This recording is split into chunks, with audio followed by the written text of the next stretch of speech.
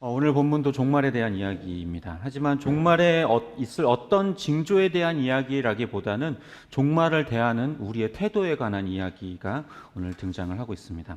총 3개의 단락으로 나누어서 볼 수 있을 것 같은데요. 먼저 32절에서 35절까지는 이제 무화과 나무의 비유를 통해서 너희가 교훈을 배워라 이렇게 얘기를 하고 있습니다. 무화과 나무의 가지가 부드러워지고 잎이 돋아나고 하면은 이제 여름이 이제 가까이 왔구나라는 것을 이 무화과 나무를 보면서 알게 된다는 거죠. 그러니까 즉 다시 말해서 자연의 모습들을 보면서 계절이 이쯤 되면은 몇 월쯤 됐구나. 우리가 벚꽃이 피면은 언제예요?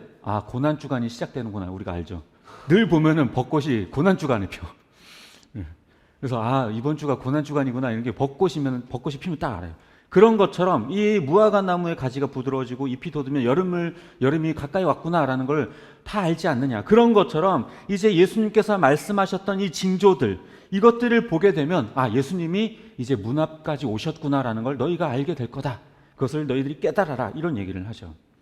그러면서 예수님께서 34절에서는요, 뭐라고 이야기를 하시냐면 이 모든 일들이 이 세대가 끝나기 전에 일어날 것이다. 이렇게 얘기를 해요. 자, 이 세대가 끝나기 전에 예수님께서 말씀하시던 그 당시에 이 세대가 끝나기 전이라고 말하는 건 이 당시에 우리 지금에 따지면 한 세대가 몇 년 정도 되죠? 네. 30년에서 한 50년 이 정도 돼요. 근데 이때는 어느 정도 됐을까요? 이때도 한 30년 정도로 봐요. 20년에서 30년 정도를 한 세대로 봅니다. 그러니까 예수님이 십자가를 지시고 이제 부활해서 승천하신 이후에 그 즉시로부터 이미 징조들이 시작된다라는 거죠. 그런데 마치 여기에서 이 세대가 끝나기 전에 모든 일들이 일어난다라는 말을 하니까 예수님 세대에 종말이 온다 이런 말처럼 들리죠. 이 모든 일이 이때 이루어질 거다. 곧 이루어질 거다. 이런 얘기로 들리니까. 그런데요, 앞서 33절에 보면 이 모든 일을 보거든 내가 올 때가 됐음을 알아라 라고 이야기하시죠. 여기서 모든 일을 보거든 내가 올 때가 됐음을 알아라 이야기합니다. 그러니까 여기서 말하는 이 모든 일이라고 하는 것은 예수님의 재림을 상징하는 얘기가 아니라 이 모든 일이라는 것은 뭐예요?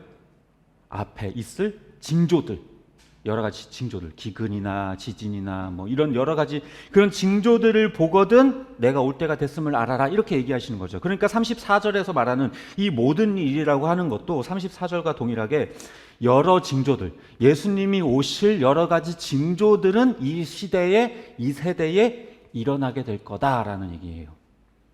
그러니까 지난 우리가 첫 시간에 이야기했던 것처럼 이 종말이라고 하는 건 결과적으로 언제부터 이 징조가 드러났냐? 예수님 세대 때부터 드러났다 이런 얘기를 했죠. 그 성전이 파괴되면서 그때부터 이제 예수님이 말씀하셨던 징조들이 일어났다 얘기를 하죠. 그러니까 그 모든 징조들이 이 세대 안에 드러난다는 얘기지 이 세대 안에 종말이 온다라는 얘기는 아니에요. 34절에 하는 말은.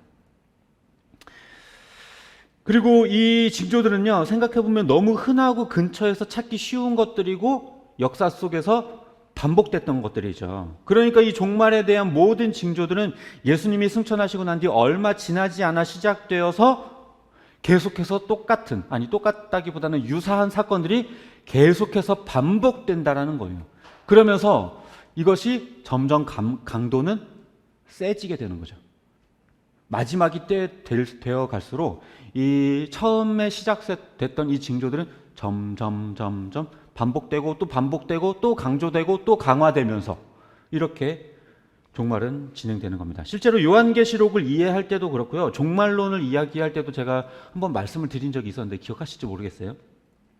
이렇게 종말은 나선형으로 점점 증폭되는 형식으로 종말은 진행된다. 이런 얘기를 한번 말씀드렸었거든요. 다시 말해서 이 유사한 징조는 계속해서 반복되지만 점진적으로 강화되면서 반복적으로 그렇게 오는 거라는 얘기죠. 그 다음 이제 36절에서 44절에서는 이 세상의 끝날이 언제인지 그 누구도 알 수 없다라는 이야기를 하고 있어요. 노아의 홍수 때 홍수가 나기 전에 다들 홍수가 온다는 이 노아의 말에 대해서 어땠어요? 사람들이 쟤 미쳤구나. 어떻게 산 위에다가 무슨 저렇게 큰 배를 왜 만들어? 미쳤구나. 이런 생각을 하면서 막 비웃고 노망들었구나 이러면서 자기들은 먹고 마시면서 즐기면서 제멋대로 살았어요. 그런데 실제로 홍수가 들이닥쳤고 그 모든 사람들이, 방주에 타지 않은 모든 사람들이 물에 다 휩쓸려서 죽어버리게 됐죠. 그때 그 사람들은 아마 후회했을 거예요. 아, 노아의 말을 좀 들을 걸. 진짜로 이 홍수가 올 줄이야. 그렇지만 늦었죠. 마찬가지로 주님이 오실 날이 되었을 때에도 다들 기독교를 욕하고 종말은 없을 거라 이렇게 생각을 한다는 거예요. 지금도 생각해보면 기독교가 굉장히 욕을 먹고 있죠. 뿐만 아니라 종말에 대해서 이야기를 하면 이상한 눈을 뜨고 보고 종말은 없을 거라고 세상 사람들은 생각을 합니다.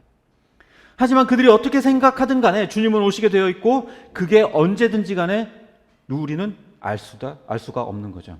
그때가 되면 이제 밭을 갈던 사람들 두 사람이 있다면 그 중에 한 사람은 들림받고 한 사람은 내버려지게 될 것이고, 맷돌을 갈다가 한 사람은 들려지고 한 사람은 버려지게 되는 거죠. 그런 것처럼 누구는 하나님 나라에 들어가게 되고 누구는 버려지게 된다는 거예요. 어떤 상황에 처했든지 그 사람이 무슨 일을 하고 있든지 간에 그것과 상관없이 누구는 구원받게 되고 누구는 버려지게 된다라는 얘기를 하는 거예요. 하지만 그 누구도 그 날은 알 수가 없어요. 그러면서 하신 말씀이 이 도둑에 대한 비유를 하시는 거죠. 깨어 있다면 도둑이 집에 들어오는 것을 절대로 허락하지 않을 것이다. 그런 것처럼 그 날이 언제 어떻게 올지 모르니까 너희는 항상 깨어서 준비해라, 이런 얘기를 하고 있습니다. 그러니까 우리가 주님이 오실 날이 언제인지는 모르지만 준비는 할 수 있다라는 거예요. 어떻게? 날마다 주님이 오실 거라는 생각을 가지고 살면 되는 거죠. 그 다음 이제 45절에서 51절에서는요, 종의 비유를 들려주시죠. 이제 집주인이 일을 맡겨두고 떠났을 때에 이 주인이 늦게 올 거라는 생각을 가지고 약한 종이 이 동료들을 때리고 술 퍼마시고 맨날 놀러 댕기고 막 이렇게 하는 거죠. 그렇게 되면 주인이 돌아와서 그를 반드시 벌하게 될 거다, 이런 얘기를 하는 거죠. 그런 것처럼 마찬가지로 이 주님 오실 날을 멀었다라고 여기고 마치 모든 게 제 것인 양 제멋대로 살다가는 마지막 주님이 오셨을 때 후회해봐야 소용이 없다라는 겁니다. 그래서 오늘 본문을 정리를 해보자면요, 이 종말에 대한 징조들은 예수님이 승천하시고 나서 곧바로 시작되어서 그것을 징조들은 계속해서 반복되고 마지막에 가서는 더 강해지게 될 거예요. 그때가 되면 그것이 주님이 오실 날이 머지 않았다라는 징조라는 것을 기억하고 언제 그 마지막 날이 우리가 이제 알 수 없기 때문에 날마다의 삶이 마지막이라고 생각하면서 그렇게 지내야 되고, 멀었다고 생각하는 순간 하나님의 심판을 당하게 될 거다, 이런 얘기를 하고 있어요. 근데 여기서 중요한 포인트는 그날이 언제인지 알 수 없다라는 것과 멀었다고 생각하지 말라는 거예요. 세대주의 종말론 같은 경우에는요, 종말의 시계를 계산을 할 수 있어요. 추측을 할 수 있어요. 역사에서 이런 일들이 벌어진 것과 성경에서 말했었던 종말에 대한 여러 가지 이야기들을 조합해보면, 비교해보면, 지금은 이때쯤 이 정도 왔구나, 이 정도 왔고 역사에서 이런 일들이 벌어지면 이제 7년 대환란이 시작되겠지. 그럼 7년 대환란 이후에 예수님이 오시니까 아직 최소한 7년 이상은 남았구나, 계산을 할 수 있겠죠. 그러면은 최소한 7년 이상은 조금 탱자 놀아도 돼요. 그죠? 세대주의로 생각하면 이렇게 될 수 있다는 거죠. 하지만 성경은 분명하게 이야기를 해요. 그날은 그 누구도 알 수 없다, 계산할 수가 없다. 더 나아가서는요, 사실 어떤 의미에서 엄밀히 따지면 계산할 필요가 없고 알 필요가 없어요. 매일매일이 마지막 날인 것처럼 주님 오실 날을 예비하는 게 중요한 거지, 언제 몇 월 며칠 몇 년 뒤에 예수님이 올 거다, 이런 것들을 계산하고 그 시계에 탁탁탁탁 맞춰가면서 살아가는 것, 그것이 중요한 게 아닌 거예요. 날마다 깨어서 기도하라고 했지 언제인지 어느 날이 될지 너희들이 한번 맞춰봐라, 계산해봐라, 이렇게 말씀하시지 않았거든요. 물론 무화과나무 비유에서는 이런 얘기를 하죠. 주님, 너희들이 무화과나무 잎이 연해지고 이제 가지가 나는 걸 보면 어때? 여름이 가까이 오는 걸 너희들이 알 수 있지. 이렇게 이야기하니까 뭔가 우리가 날짜를 추측할 수 있다라는 말처럼 들리지만, 이 말씀은 그런 얘기가 아니라, 날짜를 계산해라 이런 말이 아니라, 주님 오실 날이 머지 않았구나라는 마음가짐을 가지고 살라는 이야기거든요. 따라서 우리가 가져야 될 태도는요, 주님 오실 날이 멀었다라고 외면하는 것도 안 되고, 그렇다고 날짜를 계산하면서 언제니까 예민하게 구는 그런 것도 되는 것은 절대로 아닙니다. 언제라도 주님이 오실 수 있다라는 생각을 가지고 깨어서 그날을 준비하는 것, 그것이 우리에게 중요한 태도인 거죠. 그리고 또 아까 종말에 대한 징조들은 계속해서 반복되면서 강화된다라는 이야기를 했어요. 역사는 반복된다 이런 얘기가 있죠. 어떻게 보면 맞는 말이에요. 하나님이 말씀하셨던 그 마지막 종말의 징조들은요, 계속해서 반복되고 있거든요. 지진이 한번 딱 일어나고 그 다음은 딱 전혀 안 일어나나요? 지진은 일어나고 또 일어나고 더 강화되고 더 많아지고, 모든 징조들이 다 그래요. 하나님께서 말씀하셨던 이 징조들이요, 과거에도 있었고 지금도 있었고 앞으로도 있을 거지만 이것들의 강도는 점점 세져요. 그럼 얼만큼 강해져야 종말이 올까요? 어느 정도? 종말의 징조가 어느 정도 돼야 될까요? 그건요, 우리는 몰라요. 사실 당장 내일 주님 오신다고 해도 틀린 말은 아니에요. 왜? 이미 예수님께서 계셨던 그 시대에 시작된 그 징조들에 비해서 이미 2000년이 흐른 지금은 상당히 많이 강해져 있기 때문에 그래요. 그리고 또 세상은요, 점점 악해지면 악해졌지 선한 방향으로 나아가지 않아요. 그런 점에서 주님 오실 날이 언제가 되어도 이상하지 않아요.